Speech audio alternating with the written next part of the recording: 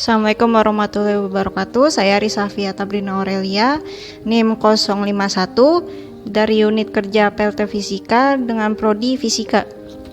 Perkenalkan, nama saya Yasin Yuda Pradita dengan NIM 047 dari prodi Fisika di unit kerja PLT Fisika. Halo, nama aku Muhammad Fikri Rizal dengan NIM 053 jurusan Fisika dari unit kerja Lab Fisika. Halo, selamat datang di Laboratorium Fisika. Hari ini kita akan membahas 3 konsep penting yang ada di Laboratorium Fisika. Mari kita mulai. Pertama-tama, mari kita bicarakan tentang ketelitian. Ketelitian adalah suatu kunci penting dalam laboratorium fisika. Dalam eksperimen, ketelitian harus mempunyai presisi yang tinggi dalam eksperimen fisika. Itu benar, ketelitian membuat data kita lebih akurat dan konsisten. Dengan cara mengkalibrasi alat dengan benar dan mencatat data dengan cermat. Konsep berikutnya adalah keselamatan. Keselamatan adalah prioritas utama pada laboratorium fisika. Kami harus menjaga diri kita sendiri dan teman-teman kita. Dalam bereksperimen di laboratorium fisika, pastikan untuk berwaspada terhadap sengatan listrik, panas, dan alat-alat berpotensi berbahaya. Jangan ragu untuk bertanya kepada dosen atau asisten lab jika Anda memiliki pertanyaan tentang keselamatan ataupun penggunaan alat. Keselamatan adalah tanggung jawab kita bersama agar tidak terjadi sesuatu hal yang tidak diinginkan. Terakhir, tapi tidak kalah penting, mari kita bicarakan tentang kreativitas. Laboratorium Fisika adalah tempat untuk mengeksplorasi ide-ide yang baru. Dalam bereksperimen di laboratorium fisika, kreativitas membantu kita menemukan solusi inovatif yang menyajikan temuan yang menarik. Jangan takut untuk berpikir di luar kotak. Ingatlah bahwa fisika adalah tentang memahami alam semesta dan diri kita sendiri. Ada banyak hal yang belum kita ketahui. Jadi, beranikan diri untuk menjalani eksperimen dan penelitian yang kreatif, inovatif, dan juga bermanfaat bagi lingkungan sekitar. Nah, itulah tadi 3 konsep yang harus ada di laboratorium fisika. Tadi yang pertama adalah ketelitian, dan yang kedua adalah keselamatan, dan yang ketiga adalah kreativitas. Terima kasih sudah bergabung dalam video ini. Kami harap dalam video ini kalian akan menimbulkan rasa keingintahuan dalam belajar di laboratorium fisika. Sampai bertemu lagi di petualangan ilmiah berikutnya. Saat ini, kita sedang sama-sama berjuang, mempersiapkan diri untuk masa depan. Transisi kehidupan terus berjalan, mengembangkan diri, membangun relasi, untuk bekerja atau berkarir suatu hari nanti. Mari kita dengarkan pendapat ahli. Bekerja adalah salah satu takdir dari manusia. Dengan bekerja, manusia bertahan hidup dan juga meningkatkan taraf hidup. Sedangkan berkarir adalah melakukan kerja atau bekerja di suatu institusi, meniti jenjang pekerjaan dari level paling bawah hingga level paling atas. Pusat Karir UIN Syarif Hidayatullah Jakarta memberikan layanan kepada alumni dan juga mahasiswa UIN Syarif Hidayatullah Jakarta dalam hal pengembangan karir. Untuk tujuan itu, Pusat Karir UIN Syarif Hidayatullah Jakarta melakukan kegiatan-kegiatan baik secara mandiri maupun melalui kerjasama dengan berbagai pihak di dalam dan di luar kampus. Kegiatan-kegiatan pengembangan karir yang sudah dilakukan oleh Pusat Karir UIN Syarif Hidayatullah Jakarta antara lain adalah webinar karir, pelatihan soft skill, job fair, campus hiring, dan juga penyaluran magang bagi mahasiswa UIN Syarif Hidayatullah Jakarta. 3 program yang dilaksanakan oleh kami yaitu Mini Bootcamp Excel sebagai pelatihan hard skill, konten media sosial sebagai media informatif, dan juga pembibitan karir yang menggabungkan keduanya. Dalam pembibitan karir, kami menyediakan beberapa kelas yang membantu peserta untuk mempersiapkan karir di masa depan. Selain kelas yang telah sudah ada juga beberapa proses lain selain itu, seperti perbedaan antara bekerja dengan si pencari pekerjaan itu di dalam karir tersebut. Jadi banyak hal yang bisa teman-teman di KKN ini bikin. Di samping mendengarkan penjelasan dari pembicara, peserta juga diajak untuk berdiskusi secara interaktif dan melakukan eksplorasi dengan pembicara, sehingga dalam materi tersebut itu dilakukan secara interaktif dan tidak membosankan. Dengan pembibitan karir ini diharapkan kita bisa lebih aware untuk mempersiapkan proses berkarir di masa yang akan datang. Jadi kami selama program KKN ini, kami membuat program-program yang mampu membuat mahasiswa serta masyarakat umum aware kepada persiapan karir ke depannya.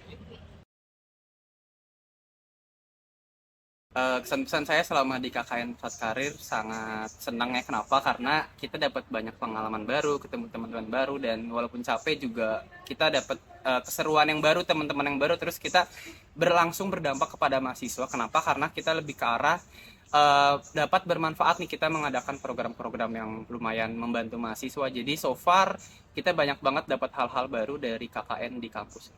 Kesan-kesan saya selama KKN di Pusat Karir, yang pertama saya merasa bersyukur karena telah selesai gitu di Pusat Karir dan telah menyelesaikan tugas-tugas untuk KKN. Dan yang paling penting dengan KKN di Pusat Karir ini dapat bermanfaat gitu untuk mahasiswa dan juga alumni, terutama untuk menghadapi persiapan menuju karir.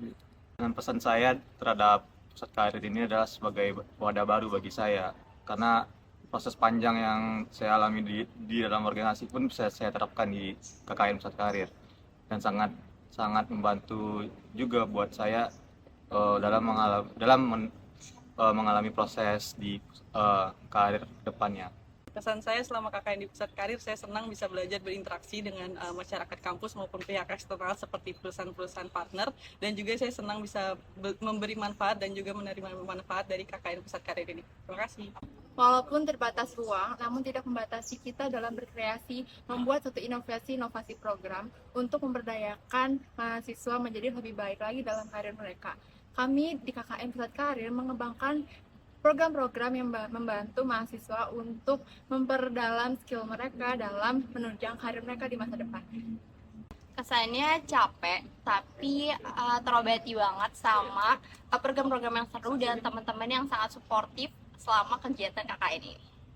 Terima kasih kepada Pusat Karir dan juga teman-teman sekalian. Kami mohon pamit undur diri, semoga berjumpa lagi. Yuk kita mengenal tentang K3 di laboratorium. K3 atau Kesehatan Keselamatan Kerja merupakan semua upaya untuk menjamin keselamatan dan kesehatan pekerja laboratorium dari risiko-risiko yang ada dalam laboratorium.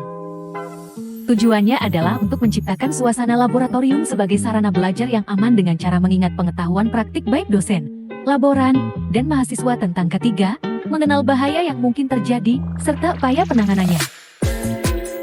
Jadi, tonton video ini sampai habis ya. Sebelum memulai praktikum, kita cuci tangan dulu menggunakan sabun. Ada 6 langkah cuci tangan. Pertama, ratakan sabun dengan kedua tangan.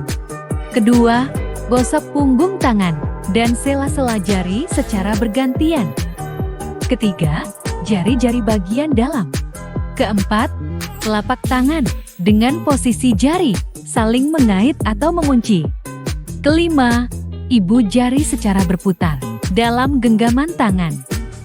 Terakhir, gosokkan ujung jari pada telapak tangan secara berputar dan lakukan pada kedua tangan.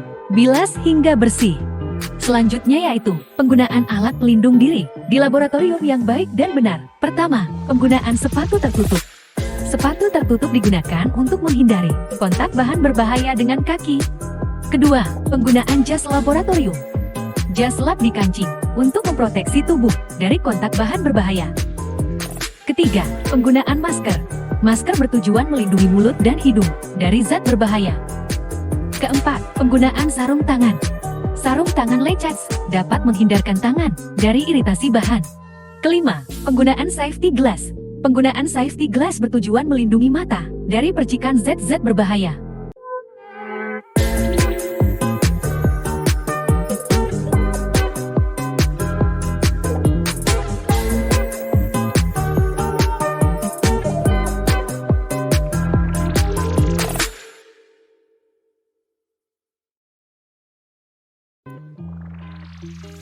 Terdapat beberapa simbol bahan kimia yang harus diperhatikan saat di laboratorium. Eksplosif adalah bahan yang mudah meledak. Penyebabnya karena benturan, pemanasan, pukulan, gesekan, reaksi dengan bahan kimia lainnya, atau adanya sumber percikan dari api. Oxidizing adalah bahan yang bersifat mudah menguap dan mudah terbakar melalui oksidasi.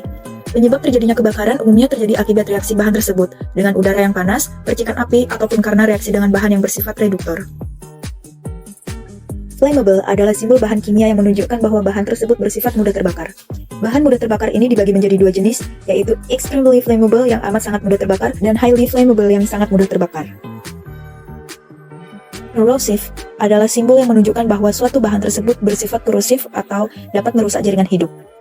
Karakteristik dari bahan dengan sifat ini umumnya bisa dilihat dari tingkat keasaman pH-nya yang bersifat korosif lazimnya sekitaran kurang dari 2 ataupun lebih dari 11,5. Danger for environment adalah simbol yang menunjukkan bahwa bahan tersebut berbahaya bagi lingkungan, baik itu ke tanah, udara, perairan, ataupun ke mikroorganisme. Harmful irritant adalah simbol bahan kimia berbahaya yang mudah menimbulkan iritasi melalui saluran pernafasan, mulut, kulit, dan selaput lendir. Toxic adalah simbol bahan kimia yang menunjukkan bahwa bahan tersebut adalah beracun.